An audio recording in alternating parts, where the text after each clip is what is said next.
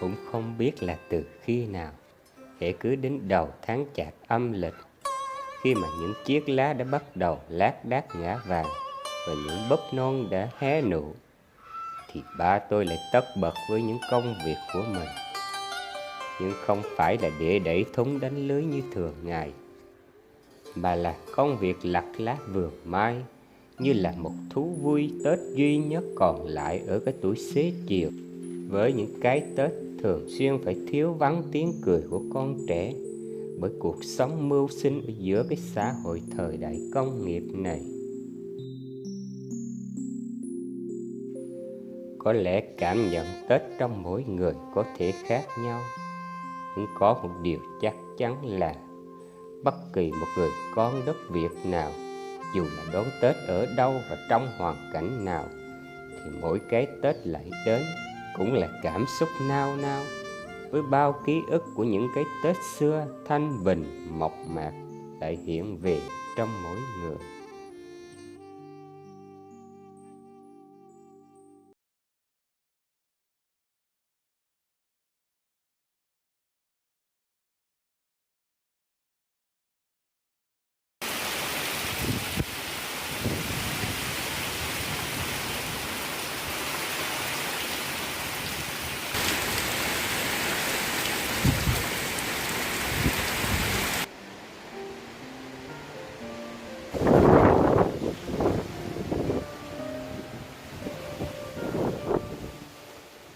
Khi những cơn mưa nặng hạt cùng với những cơn gió giật liên hồi của mùa đông giá rét dần lùi xa, để nhường chỗ cho những cơn mưa phùn lất phất trên những chồi non và những đóa hoa sớm nở trong tiết trời se se lạnh, cũng là lúc báo hiệu cho một mùa xuân sắp đến, với một cái Tết nữa đang ở rất gần bên tôi.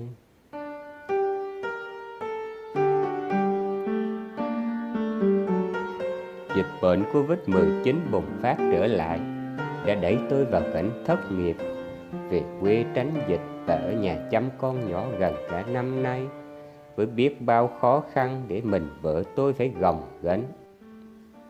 Mặt khác cũng nhờ nó mà tôi đã có nhiều thời gian bên gia đình hơn.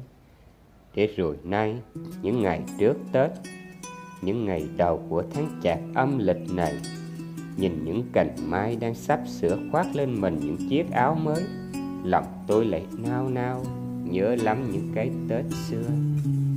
Đón xuân này tôi nhớ xuân xưa, một chiều xuân em đã hẹn hò, như ươm tình trong Tết cổ truyền của Việt Nam, hay còn gọi là Tết Ta hay là Tết Nguyên Đán, được tính theo âm lịch. Thường thì được tính từ ngày ông Công ông Táo về trời, tức là 23 tháng Chạp của năm cũ, cho đến hết ngày mùng 7 tháng Giêng của năm mới. Tết là khoảng thời gian mà mọi người tạm gác lại tất cả các công việc hàng ngày của năm cũ, để sum vầy đoàn viên bên gia đình, họ hàng, bạn bè và người thân, sau một năm làm việc và học tập vất vả. Tết cũng là thời điểm giao mùa giữa năm cũ và năm mới, từ cái buốt rét của mùa đông sang cái nắng ấm tràn đầy giữa sống với chồi non lộc biếc muôn hoa đua nở của mùa xuân. Cũng là lúc lòng người hân hoan rộng mở nhất, người dành cho nhau những lời chúc tốt đẹp nhất, với niềm hy vọng về một năm mới thành đạt và những điều may mắn tốt đẹp nhất sẽ đến.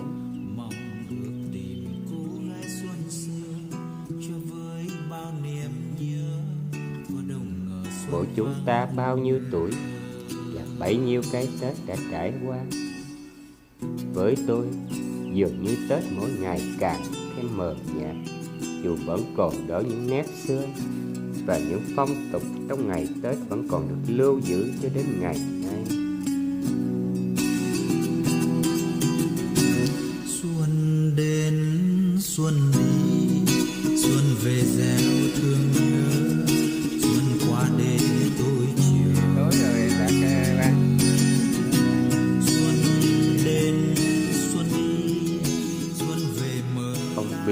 phải đó chỉ là cảm giác sợ tuổi của một người đã không còn trẻ nữa hay không?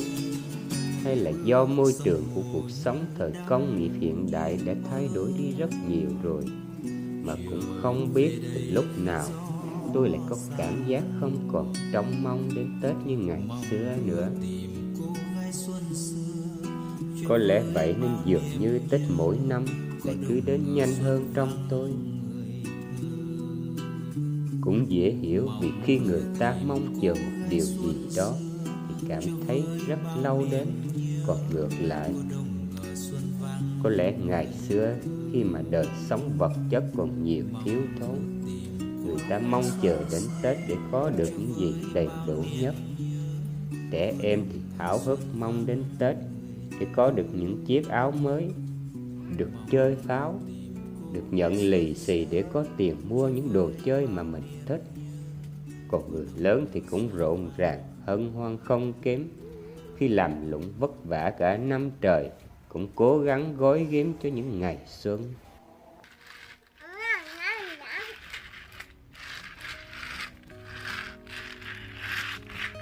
Không biết có phải chỉ là để an ủi cho bản thân mình hay không, nhưng trong tôi vẫn luôn tâm đắc với câu nói: cuộc sống này vẫn luôn tồn tại hai mặt của nó, được và mất.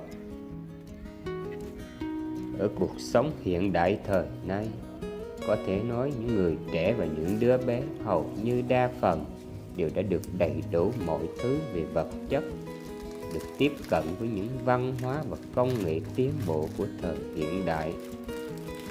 Nhưng mặt khác lại vô tình mất đi Tết và cả tuổi thơ của chúng nữa.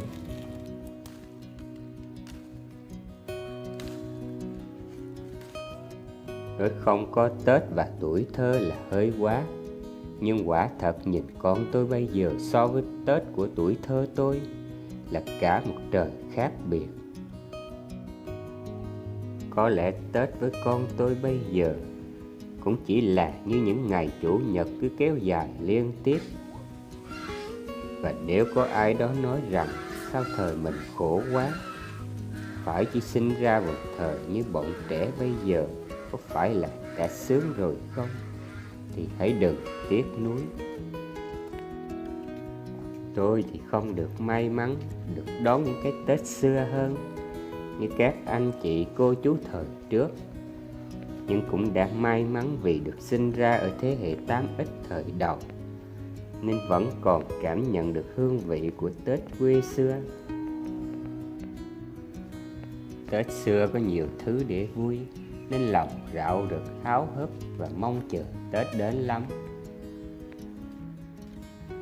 Là một cậu bé như tôi thời đó, nếu bạn hỏi điều gì nhớ nhất khi nghĩ về Tết xưa, thì chắc hẳn điều đầu tiên sẽ là pháo.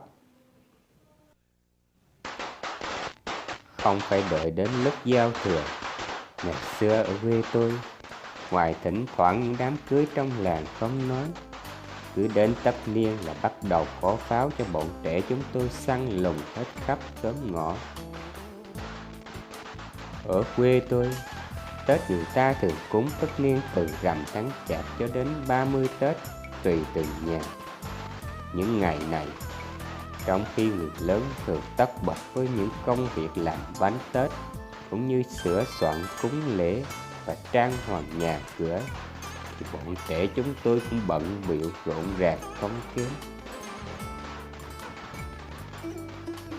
Thế nhà nào hôm nay cúng tất niên, sáng hay chiều là y như rằng tụi tôi đều nắm hết.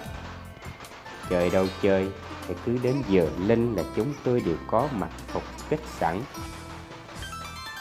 Cũng không hiểu sao lũ trẻ bọn tôi ngày ấy, đứa nào cũng mải mê, tròn xoe mắt nhìn dây pháo từ trên cao thả xuống, với vẻ thèm thuồng mà lòng vui rạo rực chờ đến khi gia chủ châm lửa.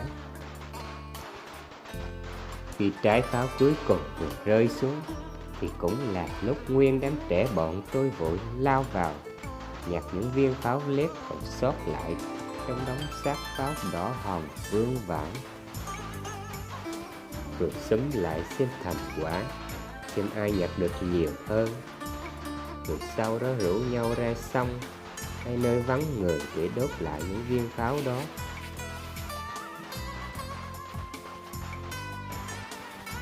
Trò vui và độ ngu lì của thời trẻ trâu chưa dừng lại ở đó. Lượm pháo xong, có hôm có đứa chơi ngu, nổi hứng rủ nhau ra gò, rồi đặt viên pháo lên bãi phân bò to tướng, rồi cả đám xúm lại đứng quanh, rồi châm lửa đến 3 thì cả đám cùng chạy. Thường thì vừa đếm dứt 3 cũng là lúc phân bò bay tung té, đứa nào nhanh chân thì né kịp. Có lần cả đám dính đầy người, miệng cười hỉ hả, rồi cùng nhau lao xuống sông tắm rửa.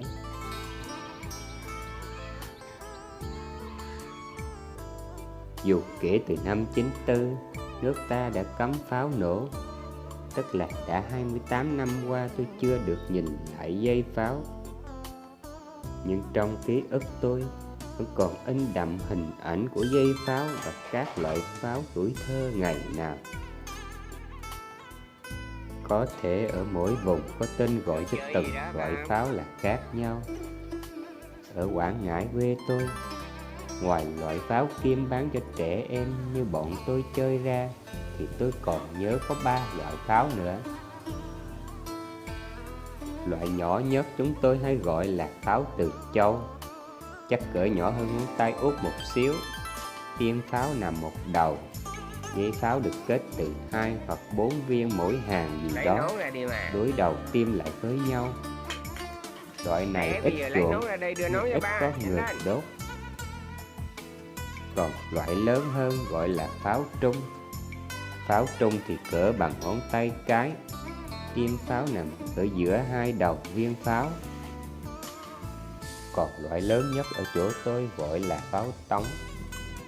Loại này to cỡ bằng cổ tay em bé và thường được kết lồng vào dây pháo trung, cứ cách một đoạn là một quả. Pháo tống thường thì ít lép hơn, và mỗi khi đứa nào lượm được quả pháo tống là xem như hôm đó trúng mánh lớn. Ngày đó ở quê tôi đa số là xài pháo trung, hầu như nhà nào cũng có. Và ngày bé ngây ngô nên suy nghĩ cũng trẻ con lắm, nên cứ đánh giá giàu nghèo của mỗi nhà qua độ ngắn dài dây pháo của gia chủ. Nên niềm vui và niềm rạo rực của chúng tôi cũng tỷ lệ thuận với sự giàu nghèo đó.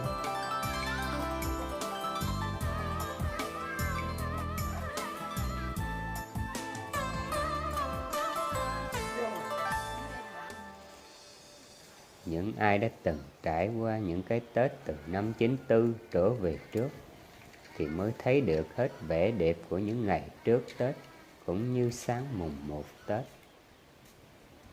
Khắp cùng làng ngõ xóm, đâu đâu cũng nhuộm hồng một màu sắc pháo, nhìn mới thấy rộn ràng làm sao. Vui nhất là đốt pháo đêm giao thừa. Ngày nay thì đêm giao thừa, đôi khi người lớn còn không buồn đón nữa, chứ đừng nói chi là trẻ em con nít. Ở những thành phố lớn, người ta đôi khi cũng không dám đi xem pháo hoa đêm giao thừa vì sợ ra đường kẹt xe. Nếu không tranh thủ đi từ rất sớm thì đến nơi cũng đã bước sang năm mới. Có lẽ những bạn trẻ sau này sẽ không thể hình dung ra được cái cảm giác chờ nghe tiếng pháo nổ giữa thời khắc giao thừa. Cái cảm giác vui sướng lâng lâng khó tả trong thời khắc năm cũ bước sang năm mới, khi mà nhà nhà cùng nổ vang tiếng pháo.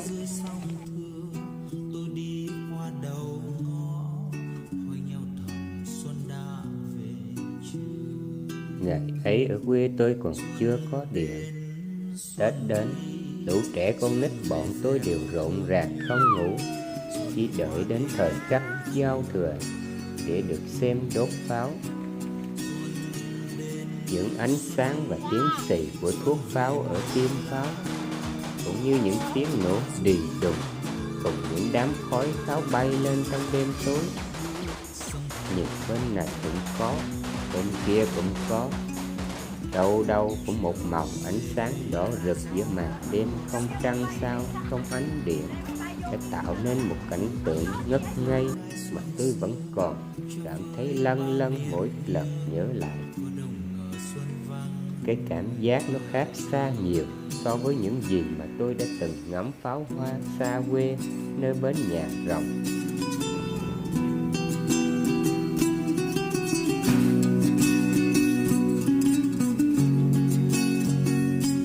Ngày ấy ở quê tôi còn nghèo nên chỉ có thể chơi pháo nổ loại ấy thôi.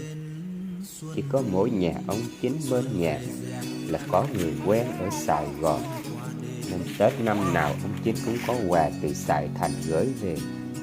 Đó là những bánh pháo và những loại pháo hoa lạ mắt.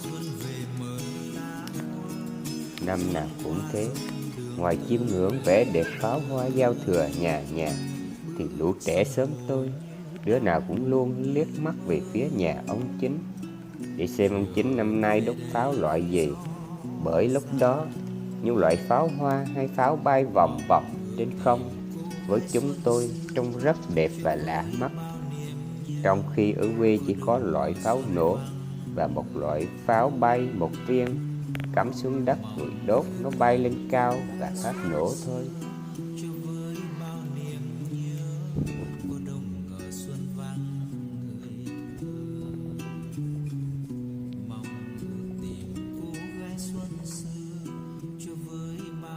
Tiếc là pháo đã bị cấm từ năm 94 bởi những tác hại không mong muốn mà nó mang lại.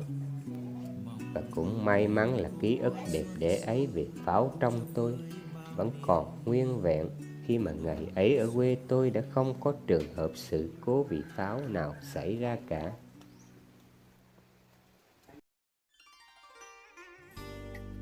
Giờ lớn lên mới thấy là dù muốn dù không, có những thứ đã làm nên tuổi thơ của cả một thế hệ, khó có thể nào có thể tìm lại được.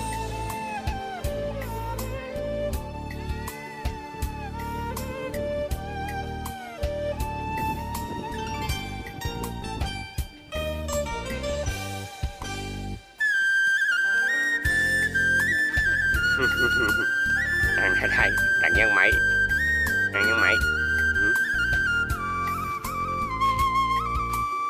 đi vô thằng nhân mày. Và còn có một điều mà đôi khi tôi cũng tự hỏi là không biết là vô tình hay hữu ý của nhà sản xuất, mà những tràng pháo lúc nào cũng không bao giờ nổ hết. Và nếu giả sử đốt pháo mà không có pháo lép, không có bọn trẻ chen nhau mót pháo như bọn tôi ngày ấy, thì liệu những tràng pháo ngày Tết có còn để lại những ký ức sâu đậm trong bọn trẻ chúng tôi đến giờ này nhiều đến thế nữa hay không?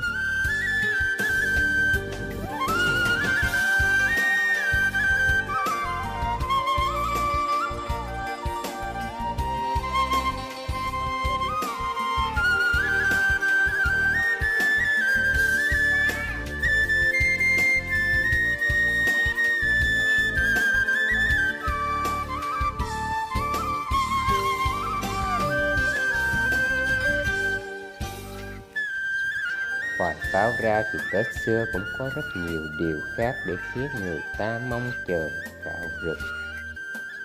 Tết quê xưa hầu như thứ gì cũng mỗi nhà tự tay làm lấy, chứ không có như bây giờ, thời đại mà tất cả đều có sẵn. Chỉ cần ra chợ, hoặc ghé siêu thị, hoặc đôi khi chỉ làm cái nhấp chuột, quẹt tay một cái là có ngay tận nhà. Cũng có lẽ một phần vì thế mà hầu hết người lớn giờ đây đã không còn thấy nôn nao khi đến Tết nữa. Đa số là đều chọn mua sắm những thứ đã bán sẵn để tiết kiệm thời gian và công sức.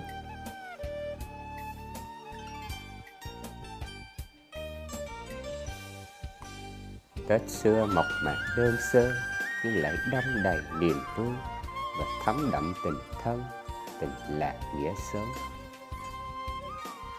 không khí rộn rã và người ta bắt đầu thấy no vì vui hơn là mệt từ rằm tháng Chạp.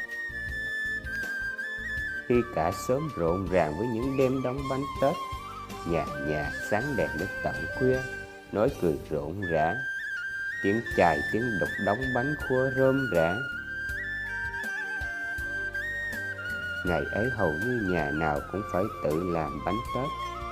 Quê tôi thì có bánh thuận, bánh mứt, bánh in, bánh phồng và bánh nổ là thông dụng nhất. Và tất nhiên là nhà nào cũng không thể thiếu mứt dừa và mứt gừng. Nhà nào có điều kiện hơn thì làm hoặc mua thêm những loại mứt khác. Mà nghĩ cũng là Tết khi đó vui hơn, nhưng ăn gì cũng thấy ngon. Cắn hạt dưa cũng thấy thơm hơn bây giờ nữa.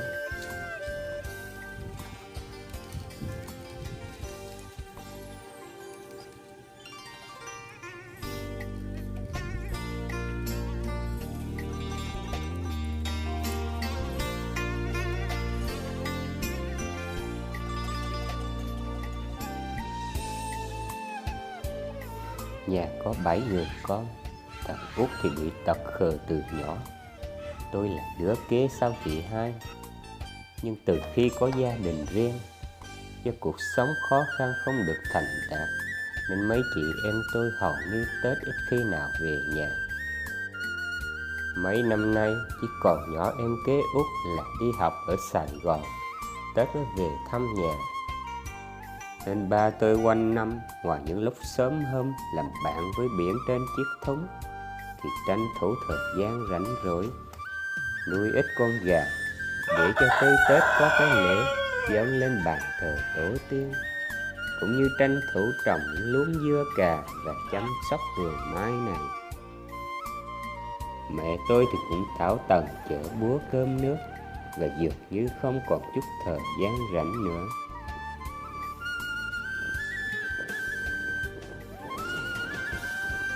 Năm nay hơi đặc biệt nên tôi và cả vợ chồng con Sáu được đón Tết ở quê cùng ông bà nội của thằng bé.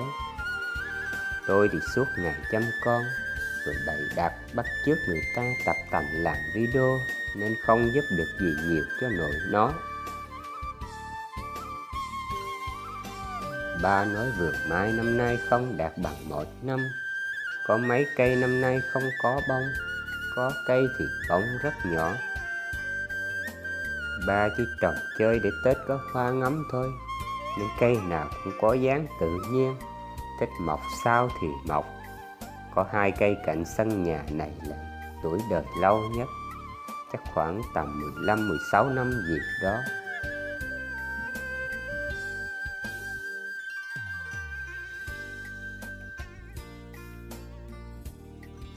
Nhưng có ở đây gần cả năm trời mới biết, để có được những cây mai Tết vàng rực cả một sân nhà như thế này, thì ba tôi đã phải chăm suốt cả một năm vất vả. Phải tưới nước thường xuyên vì cái đất cát trút đâu thấm đó. Dưới cái nắng gió của miền Trung thì không nói rồi. Điều vất vả và đáng ngại nhất là ba phải thường xuyên bơm thuốc sâu mỗi đợt cây ra lá non. Tôi nói ba sao ba không bán đi rồi đem cây nhỏ vô chơi được rồi. Ba chăm cây lớn cực vậy. Thì ba bảo thì để chơi cho vui, được giá hãy bán chứ có nhiêu đâu mà bán đi rồi ăn cũng hết.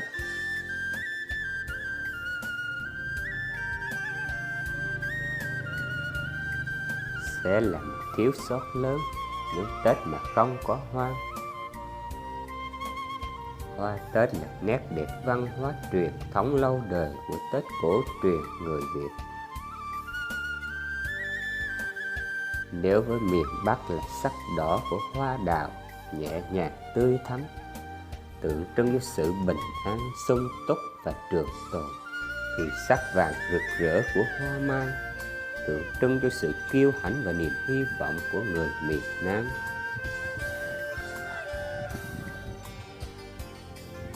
Cũng từ đó, Tết dù bận rộn thiếu thốn thế nào, thì thì nhà nhà cũng đều tranh thủ sắm sửa cho mình một chậu hoa Tết. Thú vui hoa Tết không phải đơn giản chỉ là nhà mình có được những loại hoa gì, mà còn là thói quen đi ngắm chợ hoa, rồi chọn hoa những ngày giáp Tết. Cái không khí rộn ràng phấn khởi về nét đẹp hoa Tết vẫn còn nguyên vẹn cho đến ngày nay.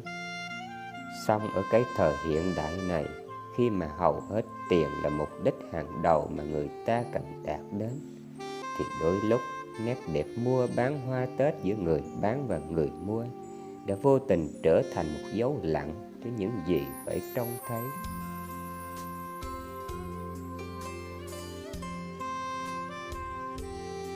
Còn với ba tôi, dù buồn vui thế nào mỗi khi xuân về Tết đến, thì nhìn những cánh mai vàng rực rỡ ngoài sân Tết nay, chắc ba cũng sẽ vui hơn nhiều khi không còn phải nghĩ đến những đứa con vẫn còn đang lên đến nơi xứ lạ quê người giữa đêm giao thừa nữa.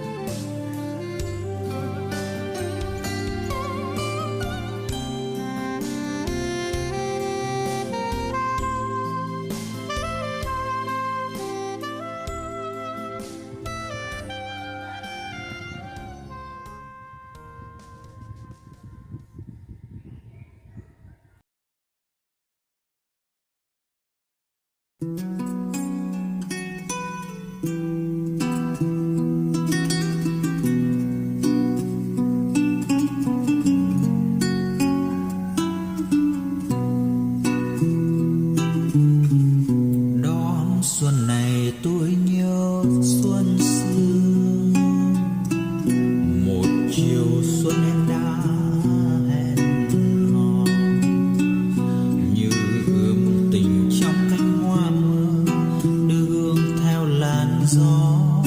Em bảo rằng nên viết thành thơ. Đón xuân này tôi nhớ xuân xưa, hẹn gặp nhau khi pháo giao thừa. Em đừng chờ tôi dưới sông thưa, tôi đi qua đầu ngõ, hỏi nhau thầm xuân đã về chưa. Xuân đến xuân đi, xuân về gieo thương nhớ, xuân qua để tôi chờ. Xuân đến xuân đi, xuân về mơ lá hoa, xuân qua dung đường tơ. Bước sông hồ như đắm như mơ, trở về đây khi gió sang mùa.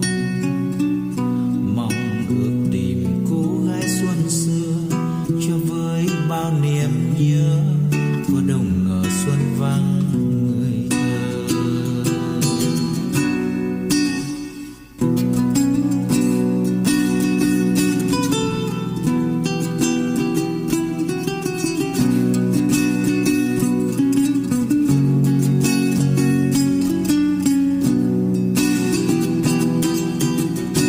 Xuân đến xuân đi, xuân về gieo thương nhớ, xuân qua để tôi chờ.